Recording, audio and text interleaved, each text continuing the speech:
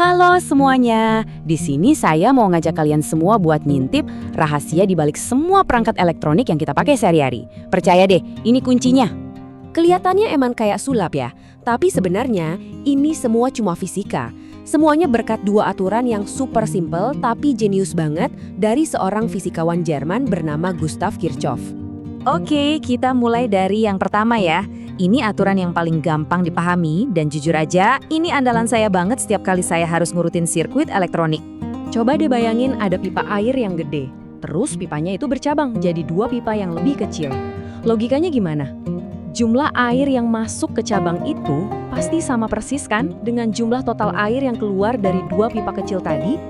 Nah, listrik itu kerjanya persis kayak gitu. Nah, ini dia nama resminya. Intinya ini tuh hukum kekekalan. Nggak ada ceritanya arus listrik itu hilang di tengah jalan pas di persimpangan. Semuanya pasti terhitung. Yang masuk sama dengan yang keluar. Jadi, poin pentingnya gini. Kalau ada satu jalur arus, kita sebut aja I1, terus dia pecah jadi dua jalur, I2 dan I3, maka rumusnya sesederhana ini. I1 itu sama dengan I2 ditambah I3. Contoh paling gampang, coba deh lihat charger hub di meja Anda. Arus dari stop kontak masuk ke satu titik, terus dibagi-bagi buat ngecas HP, jam sama headphone barengan.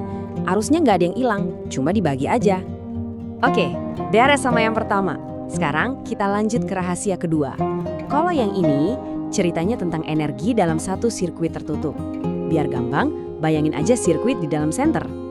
Gini deh, anggap aja ini kayak kurir yang nganter paket. Dia berangkat dari gudang, bawa muatan penuh. Setelah nganter ke semua alamat di rutenya, dia harus balik lagi ke gudang dalam keadaan kosong kan? Gak ada yang sisa, gak ada yang kurang. Pas. Nah, dengan kata lain, aturan ini ngejamin gak ada energi yang kebuang sia-sia.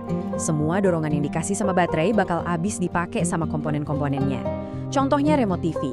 Kalau pakai 2 baterai 1,5 volt, total dorongannya kan jadi 3 volt. Nah, energi 3 volt itu bakal pas habis dipakai sama lampu inframerah dan chip di dalamnya. Gak kurang, gak lebih.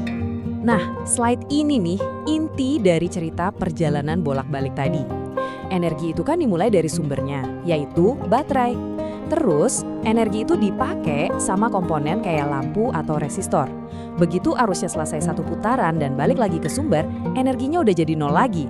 Rumus inilah yang jadi alat super ampuh yang selalu saya pakai buat menganalisis sirkuit apapun.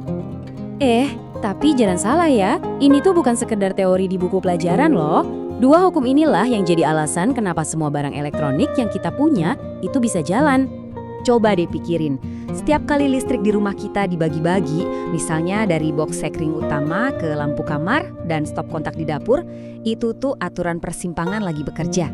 Sama juga di mobil, arus dari aki dibagi ke lampu depan, radio, klakson, semuanya pakai prinsip yang sama. Dan aturan energi inilah yang bikin perangkat canggih kayak ponsel kita bisa ngatur anggaran dayanya. Baterai ngasih sejumlah energi. Terus tiap komponen, CPU, layar, memori, ngambil jatahnya masing-masing sampai pas habis. Makanya perangkat kita nggak gampang rusak dan bisa berfungsi dengan optimal. Jadi, dengan paham dua hukum ini, sebenarnya Anda sekarang udah punya semacam kunci Inggris dasar buat ngerti cara kerja sirkuit. Ini bekal yang penting banget loh, apalagi kalau Anda mau mulai berani sedikit-sedikit bongkar dan coba perbaiki barang elektronik sendiri. Mau itu sirkuit yang paling simple sampai yang paling rumit sekalipun, semuanya itu pasti balik lagi ke dua prinsip dasar ini, persimpangan arus dan putaran energi. Jadi, nanti pas Anda nyolokin charger atau nyalain TV, coba deh ingat, di balik tombol on itu ada fisika yang sangat elegan yang lagi bekerja. Keren kan?